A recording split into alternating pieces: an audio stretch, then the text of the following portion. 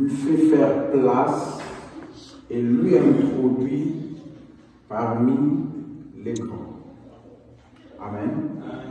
Les dons d'un homme lui fait faire place et l'introduit devant les grands. C'est ce qui serait notre thème de ce soir. Les présents d'un homme lui élargissent la voie et lui fait asseoir parmi les grands.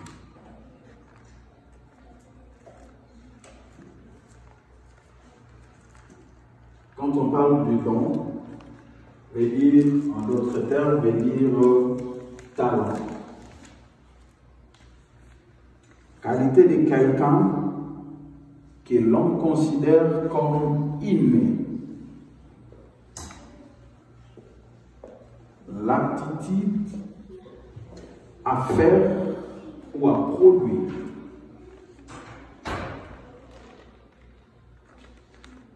Les dons, on dit, c'est la disposition naturelle à accomplir quelque chose. Les dons, c'est un talent. La qualité de quelqu'un que l'on considère comme inné. L'aptitude à faire ou à produire. On parle de la disposition naturelle à accomplir quelque chose. Alléluia. Amen. Chacun de nous a reçu un don ou a reçu un talent de la part du Seigneur. L'aptitude à faire ou à produire.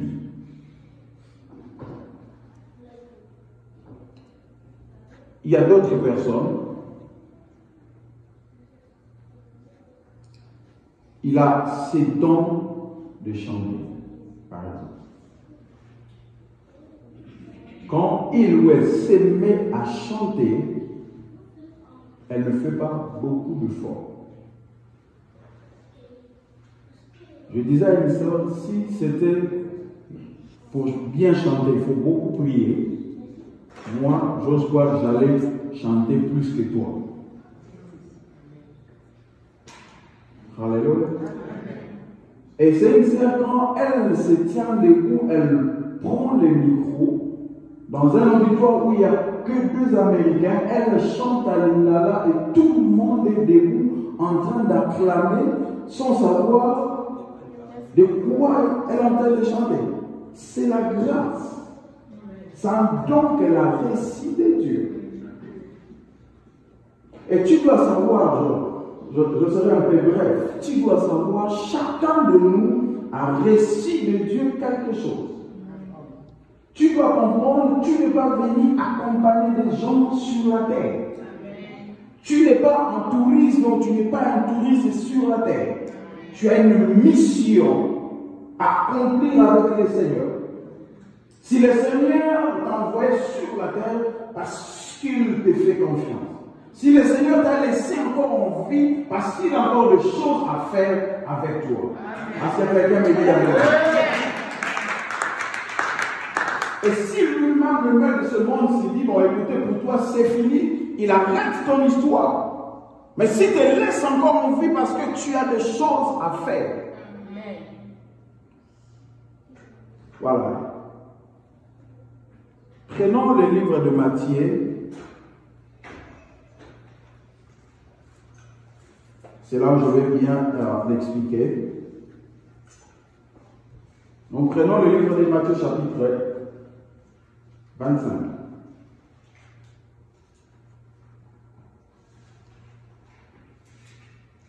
Aidez-moi, on peut travailler ensemble. On peut trouver un lecteur dans la salle, quelqu'un qui peut nous aider avec la lecture. Matthieu chapitre 25, on prend le 14e verset. Trouvez-moi le verset, on va lire.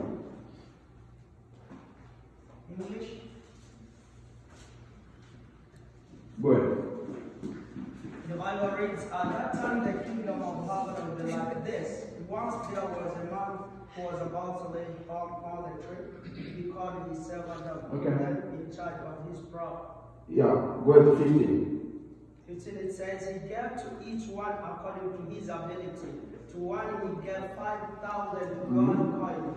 To another he gave 2,000. And to another he gave 1,000. Okay. Then he left on his trip. Amen. Alléluia. Pour les gens qui parlent français, donnez-moi ces versets en français. Si quelqu'un te regarde, donnez-moi les temps. Il sera comme d'un homme qui partant pour un voyage, appela ses serviteurs et leur remit ses biens. Il donna 5 talents à l'un, 2 à l'autre, et au troisième à chacun selon sa capacité, et il partit. Il est parti. Ça serait comme un homme devait partir pour un voyage, il va appeler ses serviteurs et dit, bon écoutez, je vais partir, je te donne 5 talents. Dans d'autres versions, on a expliqué 5 sacs d'argent.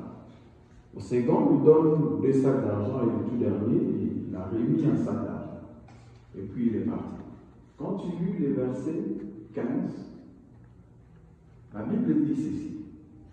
Il a remis à chacun selon sa capacité. Il a remis à chacun selon sa capacité. Parce que le maître connaissait la capacité de tout et chacun et il a remis à chacun selon sa capacité. C'est pas pour rien qu'on appelle Christ le roi d'équité.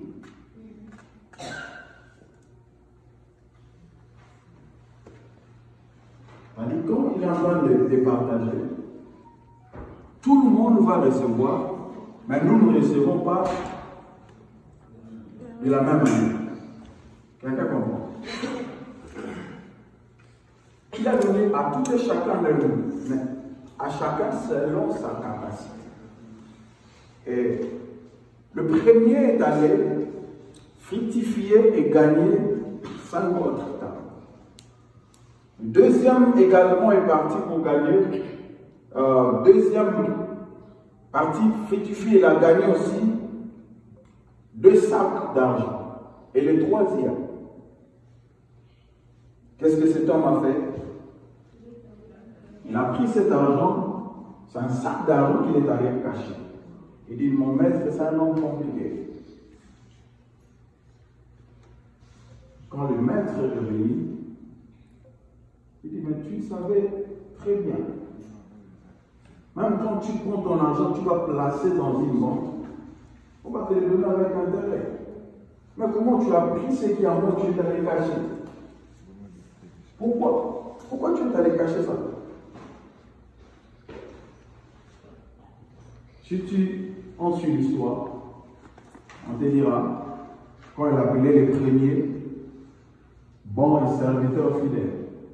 Tu as été fidèle, entre dans la joie de ton monde. Les seconds également. Et le troisième, maman en français, prenez-moi maintenant le verset, ça va être le verset 29. Car on donnera à celui qui a. Ok, écoutez, on donnera à celui qui a. Et il sera dans l'abondance. Il sera dans l'abondance. C'est-à-dire, quand vous avez quelque chose, écoutez, attendez là. Quand vous avez quelque chose, on apprend encore quelque chose, on vous ajoute sur ce que vous avez. Ok. Mais à celui qui n'a pas. Ok, écoutez, à celui qui n'a pas, mes mains sont vides, je n'ai rien. Ok. On notera même ce qu'il a. On notera même ce qu'il a. Comment vous expliquez? Je n'ai rien. Je n'ai rien, mes mains sont vides.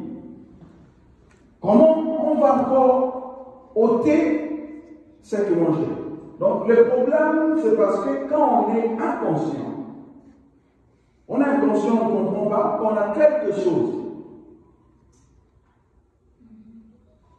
Alléluia. Il y a certains qui disent, moi je n'ai rien. Moi je n'ai rien. Qu'est-ce que moi je vais donner? À celui qui n'a rien, on ôterait même ce qu'il a, on donnera à celui qui a. Donc cela veut dire que c'est quelqu'un qui est en train de vivre dans l'ignorance.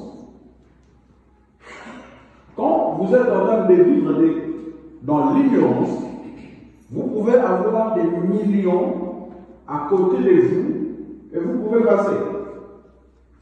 Alléluia.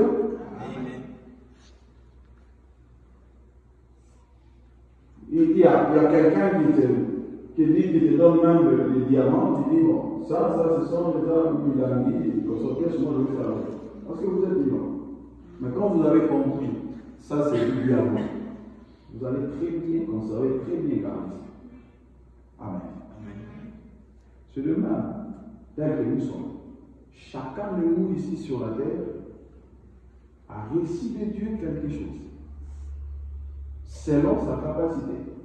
Si le Seigneur m'a donné cette capacité de diriger, par exemple, sans extension, il m'a donné sans extension parce qu'il le sait, je suis capable de diriger sans. Mais il y a d'autres qui sont en train de diriger 200, 300. Je ne veux pas me battre, me comparer à celui qui est en train de diriger 300. Ou de vouloir prendre la place de celui qui est en train de diriger 300. Parce que c'est lui qui a donné les dons, c'est lui qui a distribué, il a donné à chacun selon sa capacité. Donc je vais me contenter de ce que Dieu m'a donné. Donc c'est une manière d'être reconnaissant vers le Seigneur, d'être fier de ce que Dieu t'a donné, d'être fier d'abord de ce que tu es. Alléluia. Et combien d'entre nous ne sont même pas dans la joie de ce que le Seigneur les a donné. Quand on comprend, même dans l'œuvre de Dieu, surtout dans l'œuvre de Dieu, et vous allez voir qu'il n'y aurait pas de combat. Il n'y aurait pas de combat. Chacun est en train de faire selon la capacité qu'il a reçue de Dieu. Sois seulement fier de ce que le Seigneur t'a donné. Et prends à fructifier, c'est-à-dire à fructifier, à travailler, à développer ce que le Seigneur t'a donné. Donc il y a des choses, des dons, je ne parle pas d'abord de dons spirituels, je parle de dons comme ils sont des capacités à produire, à faire quelque chose. Ils sont efforts, il y a quelque chose que tu es au bout de ta vie en haut. Il y a une voix là-bas, force en haut. N'est-ce pas? Alléluia. Il y a une autre personne, mon prénom, ça. Et quelqu'un, c'est un fils du pays, qui a compris ce que Dieu lui a donné. Il a utilisé seulement sa taille jusqu'à ce qu'il est devenu un millionnaire. Je parle de notre monde. Alléluia. Juste utiliser sa taille. Le présent d'un homme, c'est que vous avez reçu comme don, comme talent, vous ouvrira des portes et vous donnera accès auprès des grands. Le don que Dieu vous a donné. La fois dernière, j'étais devant, je ne sais pas, devant mon ordinateur en train d'observer. Je vois quelqu'un qu'on appelle, c'est un comédien, mais qui est en train de jouer devant le président de la République. Est-ce que toi, tu as déjà eu la chance de jouer ou de chanter devant le président de la République? Mais lui, ce n'est qu'un simple comédien, parce qu'il a compris ce que Dieu lui a donné. Il a appris à développer son talent, et voilà, il est maintenant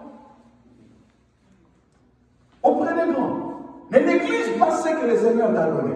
Ne néglige pas les dons que tu as donnés. Ne te compare pas à celui qui est à gauche ni à droite. Contente-toi de ce que Dieu t'a donné et travaille, multiplie. Cela pourrait te faire asseoir parmi les grands. Le présent, le don, les talents d'un homme. Alléluia. Prends à travailler. Ne cache pas ce que Dieu t'a donné. Est-ce que tu peux comprendre qu'est-ce que tu as et qu'est-ce que tu as reçu de Dieu? Et qu'est-ce que tu peux faire pour Dieu? Qu'est-ce que tu peux faire dans l'œuvre de Dieu? Quelqu'un dira, moi je ne suis pas chanteur. Bon, si tu ne veux pas chanter, c'est dans l'église ici, il n'y a que des chants. Moi je ne suis pas pasteur, je ne suis pas prédicateur. Non, ce n'est pas ça le problème. Le plus grand problème prend à développer ce que Dieu t'a donné comme talent. Quelqu'un me comprend? Prends à développer ça. Voilà. Pour les gens qui parlent anglais, je ne sais pas comment définir ou différencier ces deux termes. Quand vous allez travailler, vous parlez de votre work et de votre job. Entre work et job, where is the difference? Quelle est la différence entre work et job? Votre capacité, votre skill, aller par exemple apprendre à l'université, peut faire de vous, je ne sais pas, un député, peut faire de vous un professeur. C'est juste ce que vous êtes allé prendre à l'école. Dieu peut aussi utiliser, peut passer par votre capacité pour travailler. Amen. Je dis quelle est votre skill, compétence, qu'est-ce que tu sais faire? Je suis fort en ordinateur. Dieu peut passer par là. Et quand on parle de work, la différence c'est que c'est la raison pour laquelle le Seigneur vous a envoyé sur la terre. C'est différent. C'est que vous avez appris à l'école. Et c'est que le Seigneur vous a envoyé de faire ici sur la terre. Votre mission sur la terre. Cela veut dire, tu peux perdre ce qu'on appelle votre job, mais tu ne perdras jamais votre work. Tu ne le perdras jamais. Je donne un exemple simple. Vous prenez le fait papa à l'un ou l'autre. Il a étudié, il a été à l'école. Il travaille, je ne sais pas, à la DG ou quoi que ce soit. Arrivé à un certain temps, Dieu lui a demandé d'arrêter avec ses travaux. Alléluia. C'était le skill. Voilà, sa capacité. C'est qu'il a appris. Mais la raison que Dieu lui a envoyé sur la terre, c'est seulement en train de composer, de chanter, ça lui a donné de l'ampleur. Même s'il a perdu de l'autre côté les travail, c'est ce qu'on appelait les skills ou les jobs, mais son work l'a pris en charge. Tu peux perdre aujourd'hui, comment dire, tu peux perdre aujourd'hui votre job, mais votre work vous prendra en charge. Amen. Combien de personnes que tu connais sont des médecins? Et les médecins, juste, ça a un diplôme affiché sur son livre, mais le Seigneur lui utilise dans d'autres choses. Amen.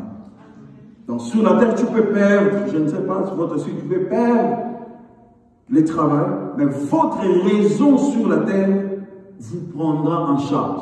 Fera de manière à ce que, même si GBS vous met à la porte, n'importe quelle compagnie vous met à la porte, à cause de la voix, à cause de la grâce, à cause des dons que vous avez reçus, ça vous ouvrira des portes et vous fera asseoir parmi des grands. Et quelqu'un qui chantait dit, ceux qui sont là pour la famille, on a toujours héritage. Ceux qui sont pour la diplôme, mais pour l'humanité. Mais à cause de la skill, à cause de la voix, quand elle commence à chanter, aujourd'hui elle a des portes ouvertes partout. Elle peut avoir l'audience avec les présidents et comme ça. Tout le monde le connaît. Dieu lui donne un nom. Allez, si vous avez le don que Dieu vous a donné, ne négligez jamais cela. Travaillez avec ce don. Ça vous fera asseoir parmi les grands. Ne négligez rien. Si tu vois un homme qui est négligent dans ce qu'il fait, dis-toi, c'est un ignorant. Alléluia. Si tu es négligent, tu comprends que vous avez reçu, tu as un don que Dieu t'a donné, tu as un don que Dieu t'a donné. Mais tu es négligent. Ça devient compliqué. Quelqu'un qui a reçu de Dieu un don, il ne peut pas être négligent. Alléluia. Non, non, on ne peut pas être négligent. C'est qui a tué le tout dernier employé parce que il était ignorant. Il avait quelque chose, mais lui-même, il ne savait pas qu'il avait quelque chose. Est-ce que quelqu'un me dit amen? Donne-moi un bon amen, je vais amen. Lui-même, il ne savait qu'il n'avait rien. La vie n'appartient pas au plus rapide. La vie n'appartient pas au courage. La vie appartient à ceux qui pensent qu'ils paient. Alléluia.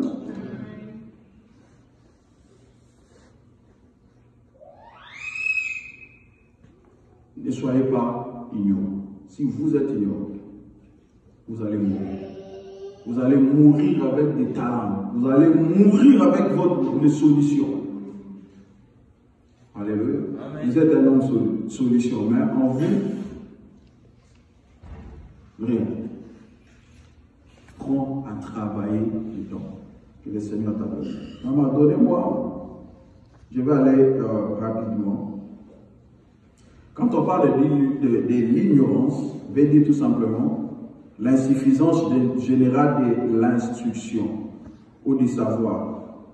C'est-à-dire le fait de ne pas savoir quelque chose, ou soit ne pas être au courant de quelque chose.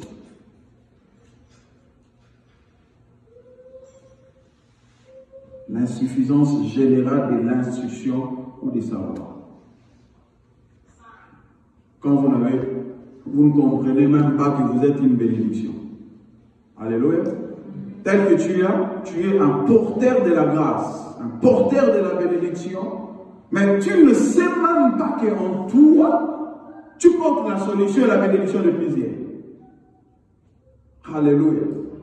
Et je sais, je vis encore dans la Bible, une femme qu'on appelle Rebecca, celle qui avait 2 enfants, des jumeaux dans son ventre. C'est elle qui est allée consulter l'Éternel. Et Dieu a dit ceci. Écoutez, Dieu n'a pas dit, tu as 2 fils à ton sein. Tu n'as pas 2 fils, mais tu as 2 nations. Tu as 2 nations. Alléluia. Tu as 2 nations. Quel est cet homme qui peut s'élever entre David et Goliath? David est parfait. Goliath se lève, il lance des défis. Il dit, écoutez, vous là-bas, faites sortir quelqu'un de votre camp. Si la personne arrive à me battre, lui sont comme esclave de lui. Oh, quel est cet homme conscient de ce qu'il a et il peut engager toute une nation? Parce qu'il le savait, je ne suis pas n'importe qui, je suis un guerrier. Et si vous avez la connaissance des dons de ce que Dieu a placé en vous, vous n'allez pas marcher comme tout le monde. Vous n'allez pas vous comporter comme tout le monde. Parce qu'au moins vous avez la chose de Dieu. En ce mois, je ne sais pas, ce mois de février, et je dis et je déclare, ta vie ne dépend pas de toi-même. Et parce que ta vie ne dépend pas de toi-même, tu n'échoueras pas dans le nom de Jésus. Tu ne mourras pas comme... Non! La moindre chose, tu dois être conscient de ce que tu as. Si tu vois quelqu'un négligent en train de manger, ça dit qu'il n'a pas compris.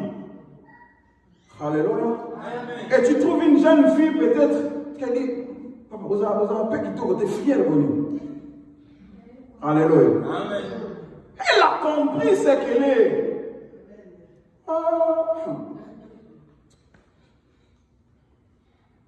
Ce n'est pas ce que tu dis de moi. Là, mon ami l'obéit. Alléluia.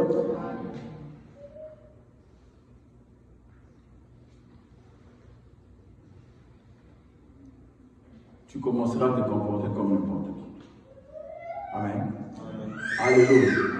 Si vous avez la grâce de Dieu, vous avez l'appel de Dieu, vous avez quelque chose de Dieu, vous avez quelque chose de valeur en vous, croyez que vous allez vous comporter comme tout le monde.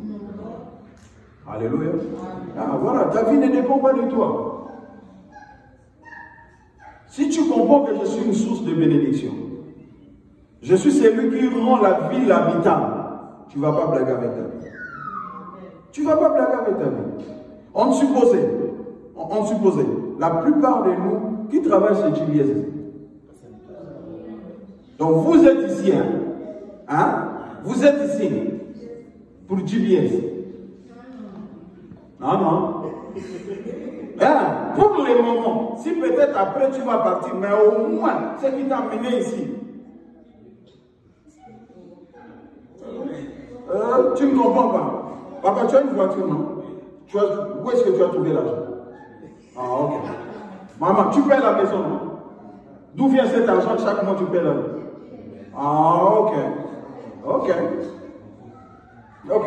Imaginez maintenant, il était un jeune homme et il va blaguer avec sa vie. Sans pour autant savoir, il est une grande source de bénédiction. Vos frères en train d'étudier au Congo avec l'argent de GBS. Les autres sont en train de construire des maisons avec l'argent de GBS. Mais tu commences à blaguer avec ta vie. Tu commences à vivre comme si tu étais tout le monde. Tape celui qui est à côté de toi. Dis, moi, je ne suis pas tout le monde.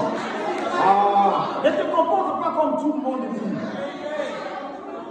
Je ne suis pas tout le monde. Ne blague pas avec ta vie. Parce que tu es une source de bénédiction. Quelqu'un qui croit qu'il est une source de bénédiction, il me donne une très bonne main. On acclame le bien et très fort le Seigneur. C'est lui qui rend le pays habitable. Ouais. Tu commences à blaguer avec ta vie. Tel que je suis ici, tu apprends seulement sur Facebook. Voilà. Comme avec tout ça en train de se passer dernier temps. Tu apprends, on va afficher ton pasteur.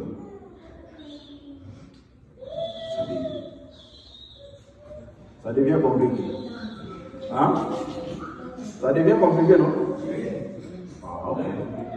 Ça devient compliqué. Il y a certaines personnes qui vont abandonner la foi. Il dit, de la manière où je vois cet homme, c'est lui qu'il est. Il a fait ça.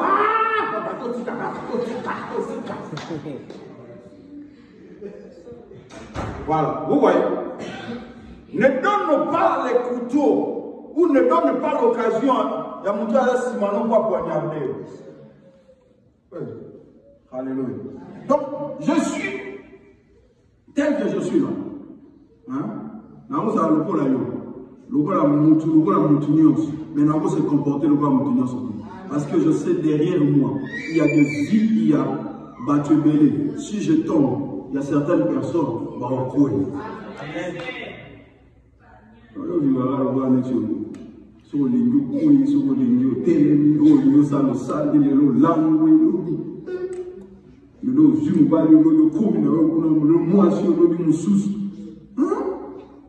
Tu te comportes.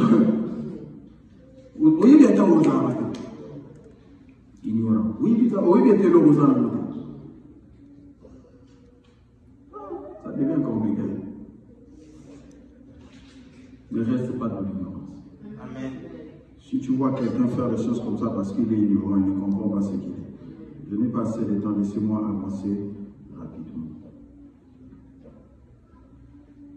Si tu trouves un homme qui est conscient, qui a la connaissance, qui comprend au moins ce qu'il est, première des choses, vous allez voir, la connaissance suscitera une bonne motivation. La connaissance va susciter une bonne motivation.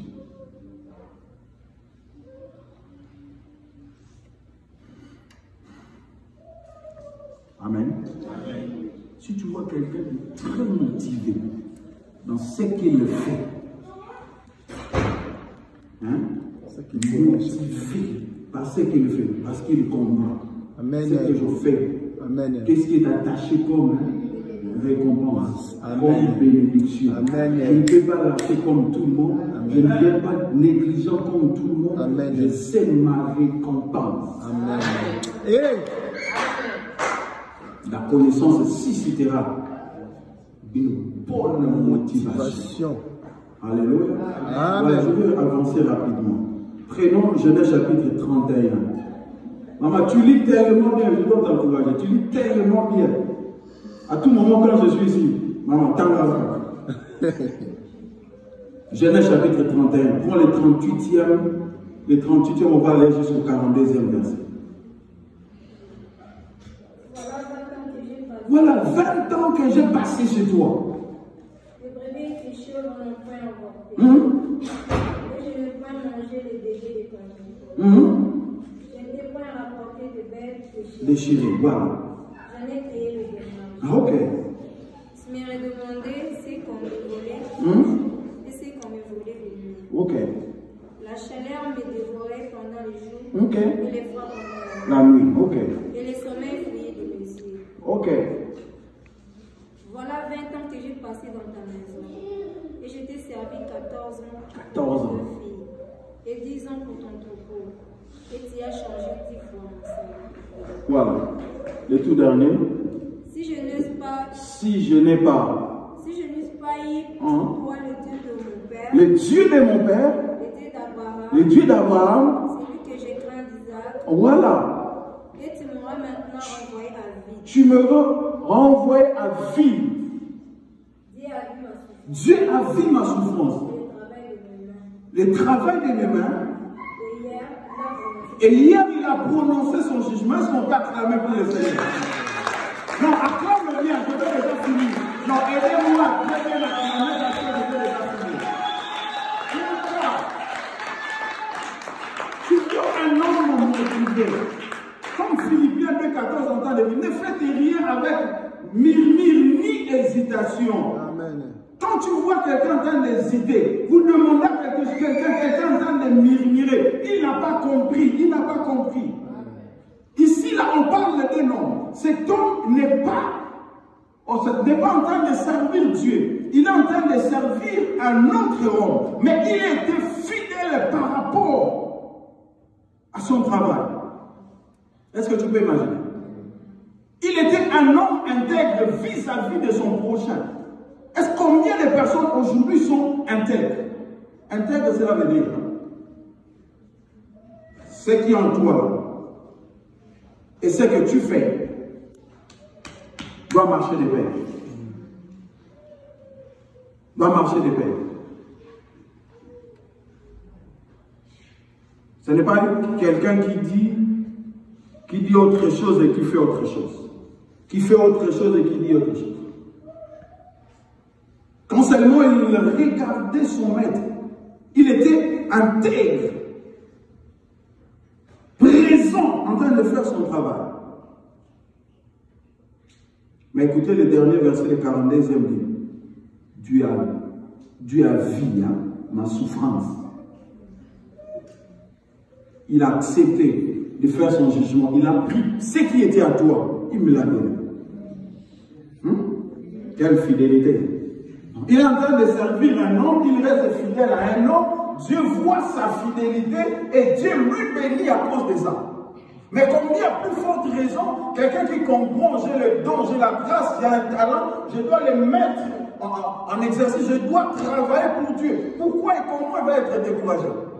Tu attends qui va te payer? Tu attends les récompenses de qui? Quand je comprends ce que je fais et je comprends mon appel et je reste attaché, ça va susciter une bonne motivation. Alléluia. Amen. Travaillons pour Dieu. Travaillons pour Dieu. Ce n'est pas un homme qui te payera.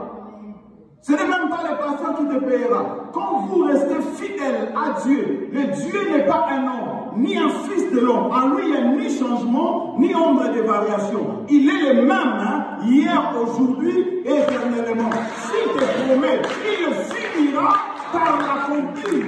Moi, je peux te promettre, demain, je peux manquer. Je peux te dire, je veux faire ceci et connaître les contretemps. Mais quand Dieu te promet, il est capable de réaliser ce qu'il vous a promis.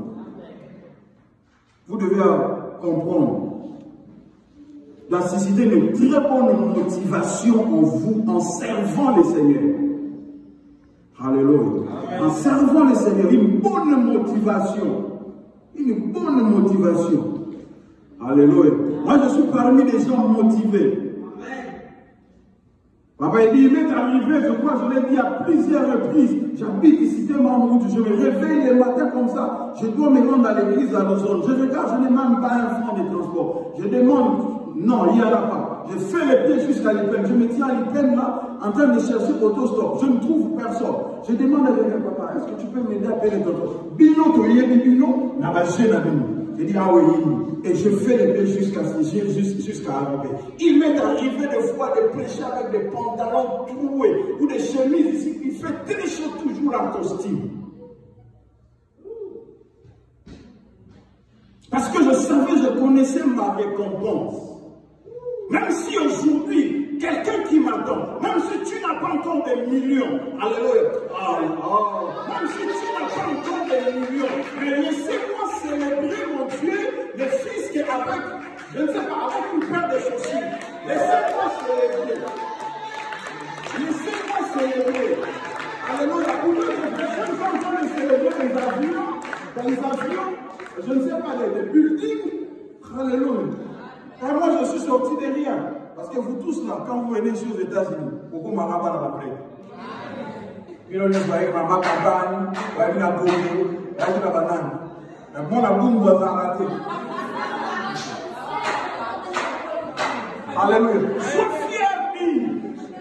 Sois fier d'où tu viens. Sois fier de tes parents.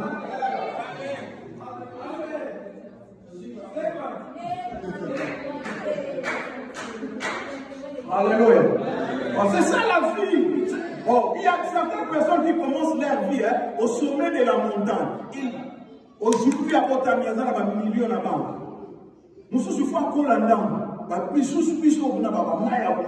Il faut perso. Au tellement les formes. Amen. C'est différent. C'est la fin qui justifie les moyens. C'est la fin de toutes choses. Moi, quand tu es sorti d'une famille d'enfants de ministres, et après, moi je suis